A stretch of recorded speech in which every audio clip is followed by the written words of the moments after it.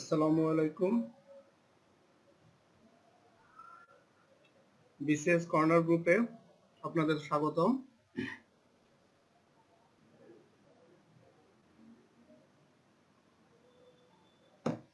আচ্ছা, তাহলে আমরা এখান থেকে শুরু করব। আজকে আমাদের এখান থেকেই শুরু হওয়ার কথা ছিল। অ্যানোটেশন সিস্টেম নাই। আচ্ছা, pronouns before the gerund or infinitive. খুব ভালোভাবে খেয়াল করতে হবে এই জায়গাটা। Pronouns before the gerund and infinitive. Gerund হচ্ছে ভার্বের বেস ফর্মের সাথে আইএনজি যোগ, আর ইনফিনিটিভ হচ্ছে ভার্বের বেস ফর্মের আগে টু যোগ।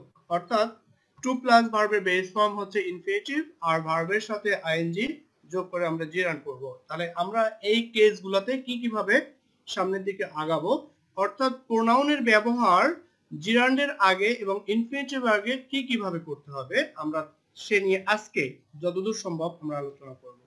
আপনারা তো কোনো কোশ্চেন থাকলে আপনারা আমাকে কমেন্টে অবশ্যই জানাবেন। সাউন্ড ওকে? আচ্ছা, মুখলেসুর রহমান ভাই, থ্যাংক ইউ। এবার খেয়াল করেন, in cases where the infinitive is used as a complement। আপনাদের হয়তো মনে আছে, যারা প্রথম ক্লাসে আমার সাথে ছিলেন, একদম পেজ নাম্বার টোফেলের 39 পেজে আমরা কমপ্লিমেন্ট সম্বন্ধে বলছিলাম এবং 40 পেজে এসে ইলাস্ট্রেশন দিয়েছিলাম যে কমপ্লিমেন্ট। টোটাল টোফেল, ক্লিস টোফেলে কোথাও কিন্তু অবজেক্ট বলে কোনো কথা বলা নাই। মনে আছে কিনা আপনাদের? রিভাইভ করতে পারতেছেন কিনা? তাহলে টোফেলে বলা আছে অবজেক্টকে কমপ্লিমেন্ট হিসেবে। তাহলে আমরা খেয়াল করি, ইন কেসেস কোন ক্ষেত্রে, where the infinitive is used as a complement. আমরা যদি ইনফিনিটিভ অর্থাৎ ভার্ব এর আগে টু অর্থাৎ টু প্লাস ভার্বের বেস ফর্ম যদি কমপ্লিমেন্ট বা অবজেক্ট হিসেবে ব্যবহার করি, সেই ক্ষেত্রে কি হবে দেখেন, in cases where the infinitive is used as complement, complement হিসেবে যখন আমরা ইনফিনিটিভ হিসেবে ব্যবহার করব, সেই ক্ষেত্রে any noun or pronoun directly preceding it, অর্থাৎ ইনফিনিটিভের আগে, প্রিসিড মানে পূর্বে বসা, অর্থাৎ place before, taking place before. তাহলে কার আগে বসতেছে? সরাসরি কার আগে বসতেছে? নাউন, কার আগে বসতেছে? আপনার এখানে ইনফিনিটিভ এর আগে, ইনফিনিটিভ এর আগে সরাসরি নাউন অথবা প্রোনাউন বসবে। দেখেন, নাউন অথবা প্রোনাউন বসবে সরাসরি কার আগে? প্রিসিডিং ইট। ইট মানে হচ্ছে ইনফিনিটিভ কে বোঝাচ্ছে। কি হবে? Preceding it will be in the complement form. Some common verbs which are followed by the infinitive and which often require an indirect object are listed here. তাহলে খুব ভালোভাবে খেয়াল করতে হবে, এখানে যে লিস্টেড একটা বক্স দেওয়া আছে, বক্সে কিছু কমন ভার্ব আছে। এই ভার্বগুলো সব সময় এরপরে ইনফিনিটিভকে এর সাথে নেয়। যেমন দেখেন, জো, আমি এই লাইনটা যদি আসি, এটা একটু পরে পড়ি। জো আস্কড মেরি, এরপর দেখেন ইনফিনিটিভ। তাহলে আস্কড ভার্বটা কিন্তু আপনার লিস্টেড, এখানে আস্কড আছে। আমি আরেকটু উপরে যদি যাই, এখানে যদি যাই, এবার দেখেন যে অর্ডারড, এখানে আছে উই অর্ডার, দেখেন এখানে অর্ডার আছে। আই আর্জ, এখানে দেখেন আর্জ আছে। They are trying, they are trying, তাহলে ট্রাই খুঁজতে হবে আমার, এখানে ট্রাই আছে কিনা। They are trying to persuade, না, এখানে পরের ভার্বটা পারসুয়েট আছে, কারণ এরপরে ইনফিনিটিভ এখানে। এবার খেয়াল করতে হবে যে দেখেন, প্রত্যেকটা ইনফিনিটিভের আগে এই যে দেখেন, to call, to appear, two consider, to change, এখানে কিন্তু দুইটা আছে, টু পারসুয়েট আছে, টু চেঞ্জ আছে। এখানে কিন্তু টু পারসুয়েট কিন্তু এখানে হচ্ছে মেইন। এখানে দেখেন, এখানে কিন্তু সে ইনফিনিটিভ হিসেবে কাজ করতেছে না, কারণ সেই ইনফিনিটিভের আগে একটা অবজেক্ট থাকতে হবে। এই যে অবজেক্ট আছে, এখানে কি বলছে আমি আবার একটু রিপিট করি, প্রয়োজনে একটু সময় নিয়ে পড়ি। সেকেন্ড লাইনটা, সাম কমন ভার্বস, এখানে এই কমন ভার্বস গুলা which are followed by infinitive, যা ইনফিনিটিভ অর্থাৎ এই ভার্বগুলোর পরে ইনফিনিটিভ অনুসরণ করে, অর্থাৎ ইনফিনিটিভ বসে by the infinitive and which often require, যার প্রায় দরকার হয়, কি দরকার হয়? an indirect object, direct নয়, indirect object সাধারণত প্রোনাউন হিসেবে হয় আর কি, প্রোনাউনের অবজেক্ট ফর্ম ম্যাক্সিমাম ক্ষেত্রে। আর লিস্টেড হিয়ার, এখানে লিস্ট করা আছে, এই ভার্বগুলো সবসময় ইনফিনিটিভকে সাথে নেয়। যেমন allow, invite, remind, ask, order, urge, beg, permit, want, convince, persuade, expect, prepare, instruct and promise. এই ভার্বগুলো সবসময় কাকে নিবে? সাথে ইনফিনিটিভকে। এখন নেওয়ার সিস্টেমটাকে এখানে একটা স্ট্রাকচার আপনাকে দেওয়া হলো, আপনি এই স্ট্রাকচার ফলো করবেন। সাবজেক্ট হবে, তারপরে এই ভার্বগুলো বসবে, ভার্বের পরে একটা কমপ্লিমেন্ট ফর্ম বসবে যাকে আমরা অবজেক্ট হিসেবে বলবো। সেই অবজেক্টটা নাউন হতে পারে অথবা প্রোনাউন হতে পারে। আপনাকে ব্র্যাকেটে ইলাস্ট্রেশনটা দেওয়া আছে এখানে, অর্থাৎ আপনি এখানে নাউন করবেন নাকি প্রোনাউন করবেন। এরপরে আপনার ইনফিনিটিভ, অর্থাৎ টু প্লাস ভার্বের বেস ফর্ম। তাহলে আপনি খেয়াল রাখবেন যে ইনফিনিটিভের আগে অবশ্যই একটা কমপ্লিমেন্ট থাকবে, সে নাউন হতে পারে অথবা প্রোনাউন হতে পারে। সেই লাইনটা কিন্তু এই প্রথম লাইনে বলছে যে any noun or pronoun directly preceding it, একদম সরাসরি তার আগে বসে। কার আগে? ইনফিনিটিভের। এই যে ইনফিনিটিভটা এর আগে সরাসরি বসে। It will be in the complement form. তাহলে এই অবজেক্ট হবে কমপ্লিমেন্ট ফর্মে। দ্যাট মিন্স কি বলতে পারি আমি? অবজেক্ট ফর্মে। আমি এই লাইনে দেখেন, জো আস্কড মেরি, তাহলে মেরি এটা নাউন হিসেবে আসছে, এই যে প্রোনাউন নাউন হিসেবে আসছে। টু কল, এই টু কল হচ্ছে ইনফিনিটিভ, তাহলে ইনফিনিটিভ আগে কি বসলো? অবজেক্ট বসলো। উই অর্ডারড, তাহলে টু অ্যাপিয়ার আগে কি বসলো? হিম বসলো অবজেক্ট ফর্মে। I urge you to consider, তাহলে কনসিডারের আগে টু আছে, ইউ অবজেক্ট হিসেবে বসলো প্রোনাউন। এটা কিন্তু নাউনে নয়। না বুঝলে বলবেন, আমি প্রয়োজনে আবার রিপিট করব, সমস্যা নেই। আপনারা কমেন্টে জানান, আমি দেখতেছি মাঝখানে যে আপনাদের কমেন্টিংটা কেমন হচ্ছে। আচ্ছা, এরপরে আসি, কেউ দেখতেছেন কিনা আমি ঠিক জানি না, না দেখলে পরে দেখে নেবেন। এরপরে আসেন কোথায়? দে আর ট্রাইং টু পারসুয়েড হিম, দেখেন হিম আছে, তাহলে আগে এখানে আছে কি ইনফিনিটিভ টু চেঞ্জ, তাহলে তার আগে হিম অবজেক্ট হিসেবে বসলো।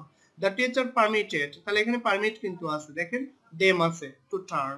ইউ শুড প্রিপেয়ার, তাহলে প্রিপেয়ার এখানে আছে, এই যে প্রিপেয়ার, তাহলে প্রিপেয়ার ইওর সান, এই ইওর সান হচ্ছে অবজেক্ট বা কমপ্লিমেন্ট হিসেবে বসলো, টু টেক আছে। এবার একটা নোট দেওয়া আছে পরের লাইনে, চলে যাচ্ছি সামনে, এক্সাম্পল দেখে নেবেন, একটা বুঝলে বাকিগুলো সব বোঝা যাবে। হাউএভার বিফোর দ্য জিরান্ড, এতক্ষণ বলছি before the infinitive, before the জিরান্ড a noun or pronoun must appear in the possessive form. তাহলে এখানে আমাকে আরেকটু কথা বলতে হবে, সেটা হচ্ছে যে জিরান্ডের আগে আমরা কিন্তু এতক্ষণ ইনফিনিটিভ করছি, জিরান্ডের আগে বলছে নাউন বা প্রোনাউন সে কখনো অবজেক্ট ফর্মে বসতে পারবে না, বসবে কোথায়? পসেসিভ ফর্মে। আপনারা সম্ভবত 81 এবং 79 পেজে পসেসিভ অ্যাডজেক্টিভ এবং পসেসিভ প্রোনাউন সম্বন্ধে দেখে আসছেন, একটু উল্টাইয়ে দেখে নেবেন।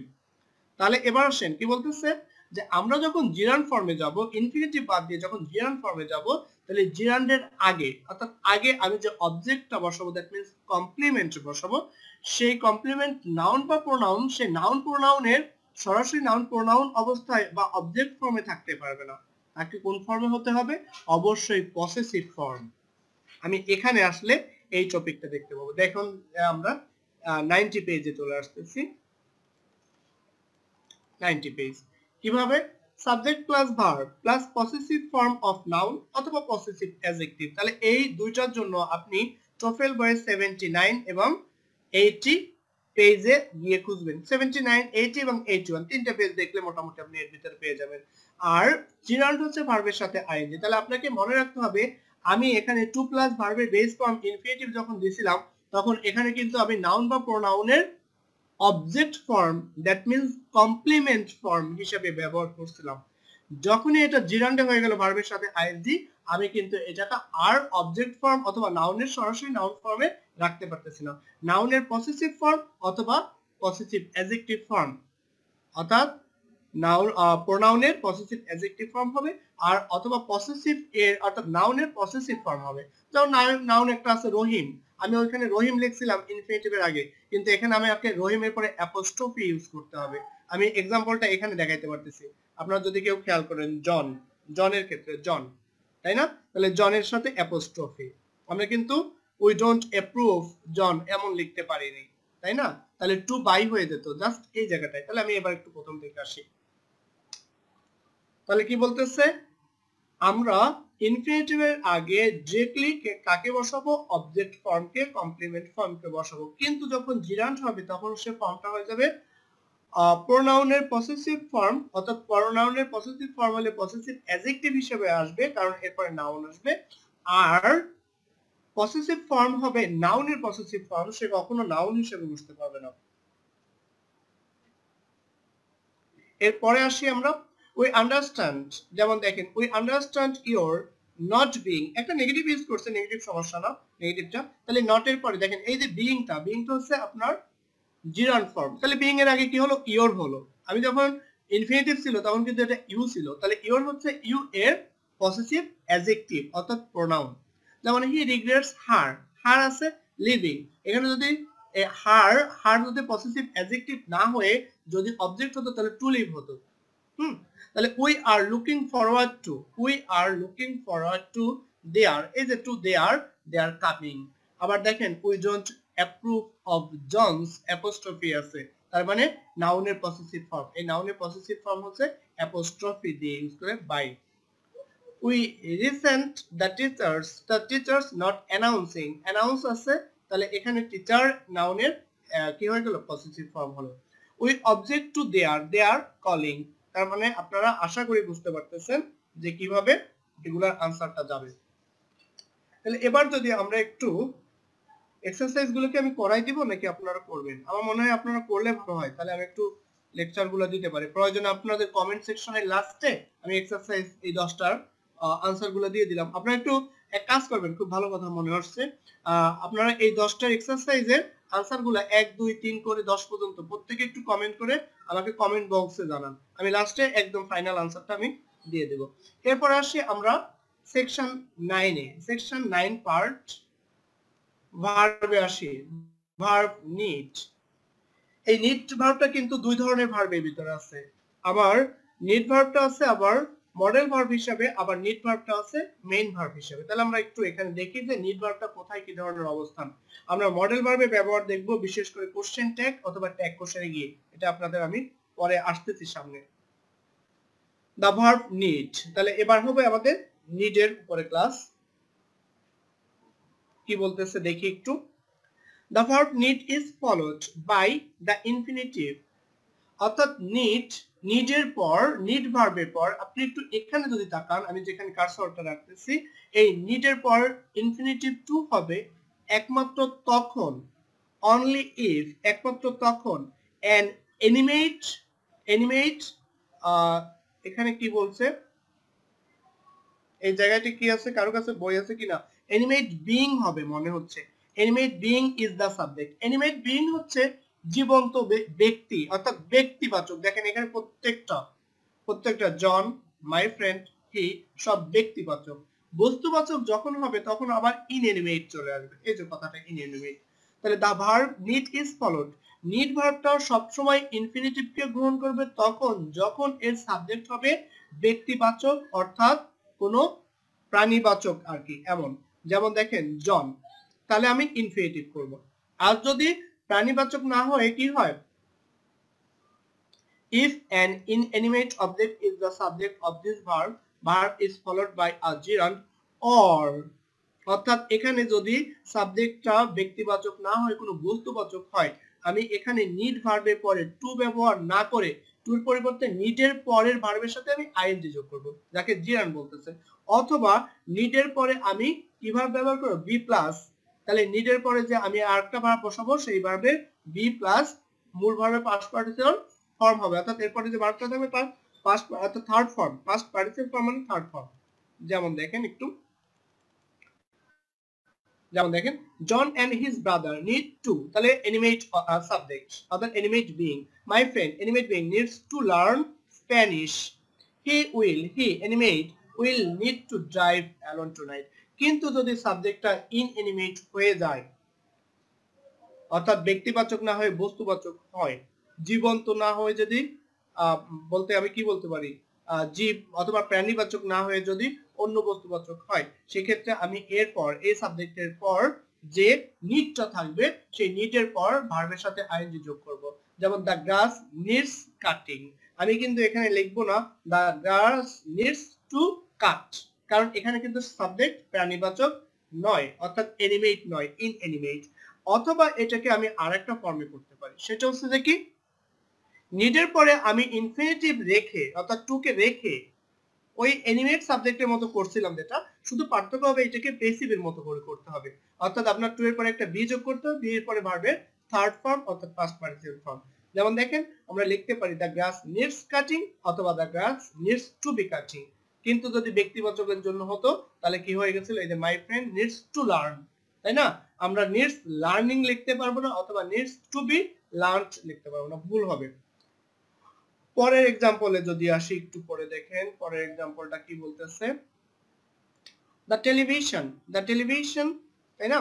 দ্য টেলিভিশন উচ্চারণটা ভীষণ না, আসলে ভিশন, তাই না? The television needs preparing, needs আছে প্রিপেয়ারিং হবে। Television needs to be repaired, sorry আমি প্রিপেয়ারিং বললাম কেন, রিপেয়ারিং, আর এটা হবে repaired. The composition needs rewriting, the composition needs to be rewritten. আশা করি বুঝতে পারছেন নিডের ব্যবহার। এবার চলে আসি আমরা in need of.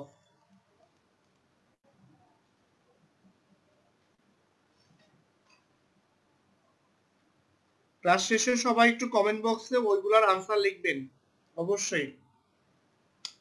In need of, in need of আমি কোন ক্ষেত্রে, নিডের পরিবর্তে আমি কিভাবে ব্যবহার করতে পারি এবং সেক্ষেত্রে আমাকে স্ট্রাকচারটা কিভাবে ফলো করতে হবে। It is also possible to use the expression, আমাদের আরো সম্ভব এই এক্সপ্রেশনটা, কোনটা, ইন নিড অফ এক্সপ্রেশন, এটাকে আমরা ব্যবহার করতে পারি। ইন সাম কেসেস, কিছু ক্ষেত্রে, instead of using need as a verb, অর্থাৎ নিড ভার্বকে ব্যবহার না করে, ভার্ব হিসেবে নিডকে ব্যবহার না করে তার পরিবর্তে আমরা ইন নিড অফ ব্যবহার করতে পারি। সেক্ষেত্রে কি হবে, because need is not a verb in this case, এক্ষেত্রে কিন্তু নিড আর ভার্ব হিসেবে থাকবে না। It must be preceded by the verb be, অর্থাৎ ইন নিড অফ এর আগে, প্রিসিডেড মানে পূর্বে, অবশ্যই কাকে কে থাকবে, বি ভার্ব। বি ভার্বের ফর্ম গুলো থাকবে, আপনারা am, is, are, present form, past ফর্মে ওয়াজ, ওয়্যার, বিশেষ করে এই পাঁচটা ফর্ম থাকবে ইন নিড অফ এর আগে। Study the following rule, পরের রুলটা দেখেন, subject plus be verb plus in need of, আর ইন নিড অফ হচ্ছে প্রিপজিশন, এরপরে নাউন বসে যাবে। যেমন দেখেন Jill is in need of money, তাহলে আমি এটার ইলাবোরেশন যদি দেই, ব্যাখ্যা যদি দেই, জিল নিডস মানি। জিল ইজ, এই যে ইন নিড অফ, তার মানে নিডকে আমি ভার্ব হিসেবে ব্যবহার করিনি, বিধায় অতিরিক্ত ভার্ব আমি আনছি to be verb.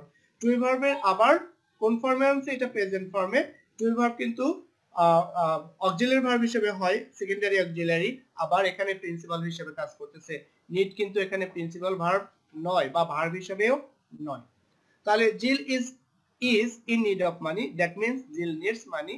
The roof is in need of repair, the roof needs to be repaired, ওই যে আগের ফর্মুলাটা, needs এর পরে যেহেতু বস্তুবাচক inanimate, তাই না, to be repaired. The organization কি বলতেছে, the organization was in need of volunteers, the organization needed, was আছে যেহেতু এজন্য needed হলো, needed volunteers। তাহলে আপনারা একটু পরে এক্সারসাইজ 15 আপনারা কমেন্টে দিবেন, আমি কমেন্টে এই দুইটা এক্সারসাইজ করাবো। এরপরে আসেন আমরা আসি কোশ্চেনে যাব, শুরু করি আজকে, কারণ অনেকদিন পরে ক্লাস করতেছি, করে যাই। আমি আমার টার্গেট আপনাদের প্রত্যেকদিন ক্লাস দিয়ে একটু আগাই রাখি আপনাদের, যেহেতু পরীক্ষা যদি সামনে হয়ে যায় আপনারা টোটালটা খুব তাড়াতাড়ি যাতে শেষ করে ফেলতে পারেন। তাহলে আমরা কোশ্চেন মেকিং কিভাবে করি, এক্ষেত্রে আমার বাংলা ব্যাকরণের কিছু কথাবার্তা থাকবে, আপনারা বাংলা আশা করি যে ব্যাকরণও ভালোভাবে পারবেন।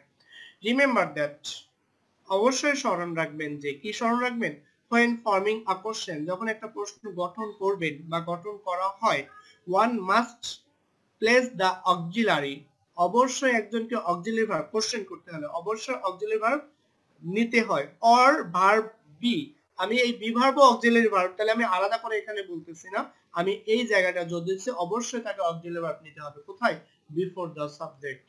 অক্সিলারি ভার্ব ছাড়া ইন্টারোগেশন করা যাবে না।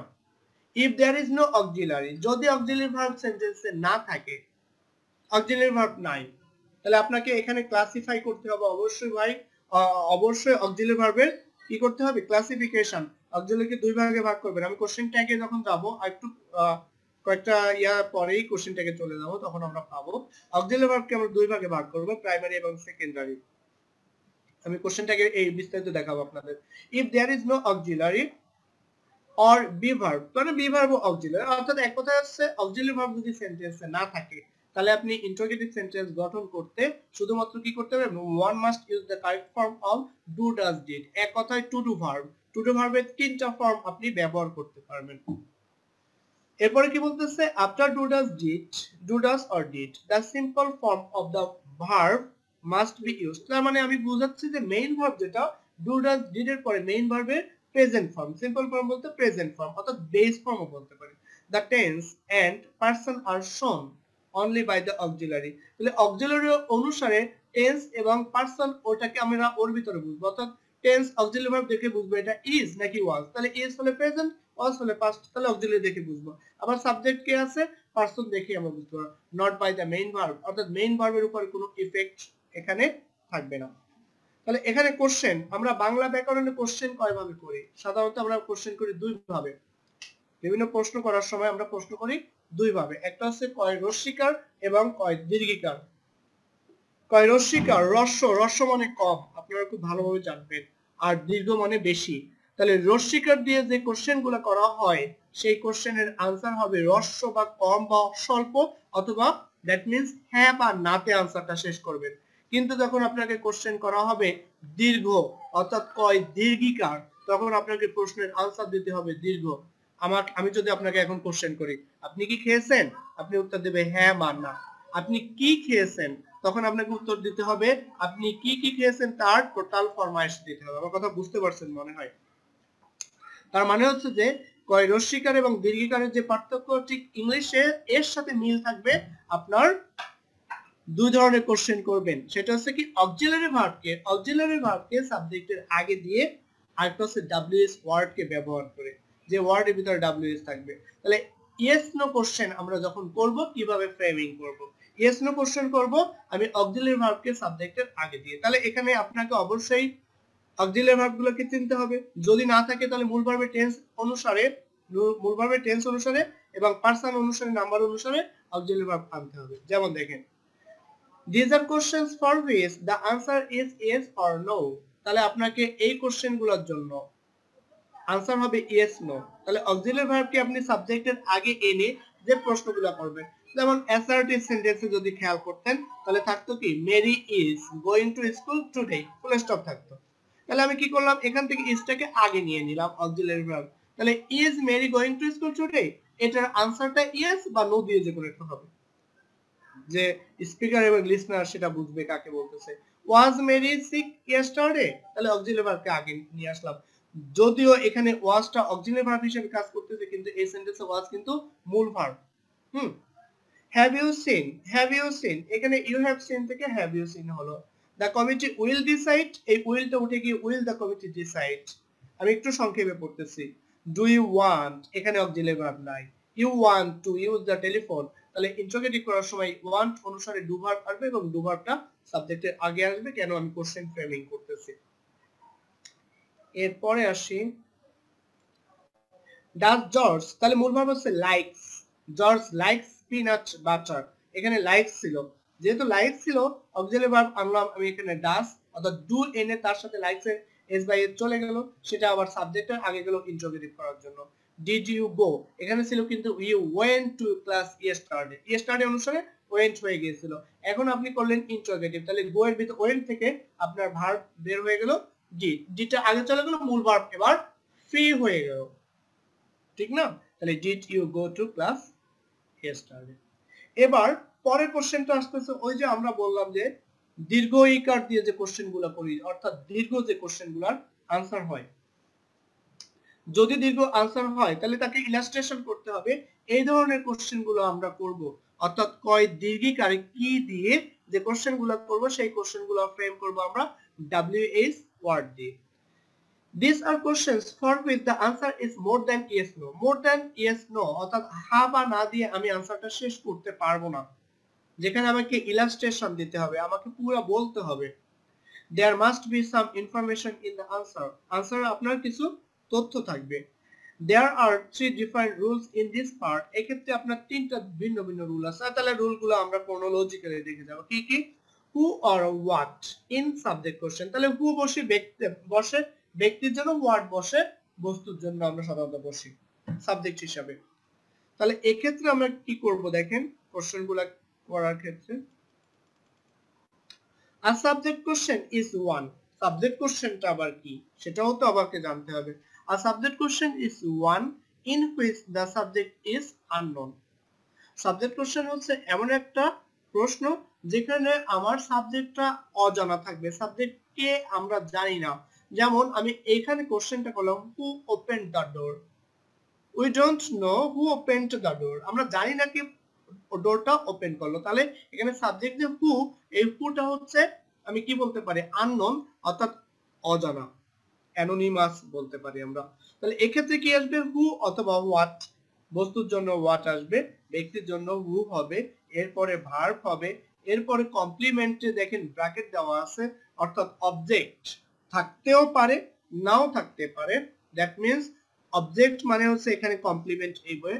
মডিফায়ার, মডিফায়ার সম্বন্ধেও জানা আছে 39 পেজে। মডিফায়ার থাকতেও পারে নাও থাকতে পারে। আমি কিন্তু মাঝে মাঝে আপনাদের কমেন্ট দেখতেছি, আপনারা কেউ কমেন্ট করেন নাই, একজনের কমেন্ট পেলাম মনে হয় সম্ভবত মোকলেসুর রহমান নামে। আপনারা কমেন্টটা করে দিবেন পরে, ক্লাস শেষে অবশ্যই কমেন্ট করবেন এগুলো দেখে, এবং আনসারগুলো কমেন্ট বক্সে অবশ্যই দিবেন। আমরা যে আগের এক্সারসাইজ দুইটা করালাম। তাহলে দেখেন এক্ষেত্রে হু এর পরে ভার্ব আনবো, ভার্বের পরে কমপ্লিমেন্ট থাকতেও পারে নাও থাকতে পারে, মডিফায়ার থাকতেও পারে নাও থাকতে পারে, এইজন্য ব্র্যাকেট দেওয়া হলো। যেমন এখানে সাবজেক্ট হচ্ছে অ্যানোনিমাস, দ্যাট মিন্স সাবজেক্টের আননোন, আমরা জানি না যে সাবজেক্টটা কে। হু open the door, someone open the door, but who is someone we don't no.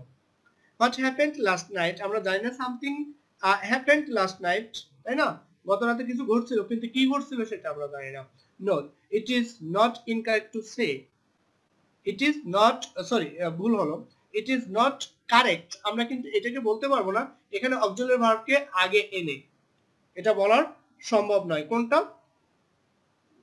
এখানে দেখেন who did open the door, what did open the door, what did happen last night, এই ধরনের কোশ্চেন করা যাবে না, এটা হচ্ছে ইনকারেক্ট। তাহলে এটা আপনারা খুব ভালোভাবে জানবেন। এটা হচ্ছে একটা, এখানে 3 প্যাটার্নস বা 3 রুলস, ডিফারেন্ট রুলস বলছে, তার ভিতরে একটা গেলাম। এবার নাম্বার 2 তে আসি আমরা। এবার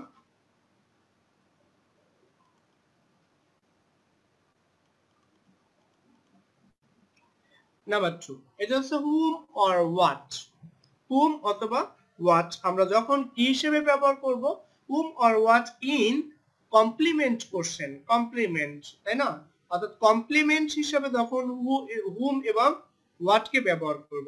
A complement question is one in which the complement is unknown. Complement refers to object. Object যখন unknown থাকে, যেমন দেখেন এক্ষেত্রে আমার স্ট্রাকচারটা হবে whom অথবা what প্লাস অক্সিলারি ভার্ব, সেটা ডু ডাজ ডিড, অথবা যে কোনো অক্সিলারি যেটা থাকবে সেটা হতে পারে। এরপর সাবজেক্ট হবে, এরপরে মেইন ভার্ব হবে, এরপরে মডিফায়ার থাকলেও থাকতে পারে। যেমন আমি একটু নিচে দিকে দেখাই, whom does Ahmed know from Venezuela. তাহলে আমি যদি কোশ্চেনটা এভাবে করতাম, কোশ্চেনটা এভাবে না হয়ে যদি বলতাম আহমেদ know whom, তাহলে নো হতে এই যে ডাজ আছে তাহলে নোস হয়ে যাবে। তাহলে কোশ্চেনটা এমন, Ahmed knows whom from Venezuela, তাহলে এই হুমটা বসতো কিন্তু কমপ্লিমেন্ট ফর্মে, বসে গেছে কোথায়, সাবজেক্টের আগে। এইটা কিন্তু সাবজেক্টের আগে বসলো, এই জন্য বলতেছে কমপ্লিমেন্ট ফর্মে বা complement. Note, although in speech most people use who rather than whom in this question, এই প্রশ্নে ম্যাক্সিমাম মানুষ স্পিচের ক্ষেত্রে কি বসায়, whom এর পরিবর্তে who বসায়, তাই না। In correct written English you should use whom to indicate, অর্থাৎ সঠিক যে লিখিত যে ইংলিশে আপনার ব্যবহার করা উচিত হবে whom, কেন, to indicate that the question word comes from the complement position, যাতে প্রশ্নের যে শব্দটা কমপ্লিমেন্ট পজিশনে আসতে পারে। যেমন দেখেন কমপ্লিমেন্ট মানে অবজেক্টের জায়গায়, whom does Ahmed know from Venezuela, Ahmed knows someone, সামনের নাম কিন্তু আমরা জানি না, unknown, from Venezuela. What did George buy at the store, আমরা জানি না কি কিনছে, George bought something at the store, তাহলে এটা একটা ফর্ম। তাহলে আমরা দুইটা ফর্ম গেলাম। এবার থার্ড ফর্ম, থার্ড ফর্ম হচ্ছে 94 পৃষ্ঠা, কি বলতেছে, when, where, how and why. When হচ্ছে সময়বাচক, হোয়ার হচ্ছে স্থানবাচক, হাউ হচ্ছে ম্যানার, why হচ্ছে reason। এই চারটা আপনার WH কোশ্চেনকে দিয়ে আমরা কোশ্চেন ফ্রেমিং করব এবং তখন আপনাকে ইলাস্ট্রেশন গুলো কিভাবে করতে হবে। This question are formed the same as complement question. Complement question যেটা আগে যেটা করলাম জাস্ট ওইটার মতো একই রকম ভাবে when, where, how, why, এরপর অক্সিলারি অথবা বিভার্ব, বিভার্ব অক্সিলারি অথবা ডু ডাজ ডিড অর্থাৎ মূল ভার্ব যদি প্রিন্সিপাল ভার্ব যদি অক্সিলারি ওখানে যদি না থাকে প্রিন্সিপাল ভার্ব হিসেবে থাকে তার ভিতর থেকে অক্সিলারিকে আনতে হবে। এরপরে সাবজেক্ট, এরপরে ভার্ব, কমপ্লিমেন্ট, মডিফায়ার তিনটাই কিন্তু ব্র্যাকেটের ভিতরে দেওয়া আছে। যেমন when did John move to Jacksonville question. তাহলে দেখেন when দিলাম, অক্সিলারি ভার্ব ডিড দিলাম, সাবজেক্ট দিলাম জন, মুভ ভার্বের বেস ফর্ম, এখানে বেস ফর্ম কেন দিলাম, এখানে ডিডটা আগে চলে আসছে, তাই না? এবার কমপ্লিমেন্ট বা যা যা আছে দিয়ে দিলাম।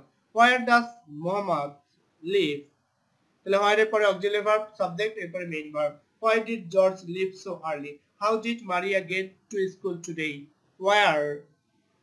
where has Henry gone, has কে আগে নিয়ে আসছে। where will Bertha go back to, sorry, when will Bertha go back to Mexico।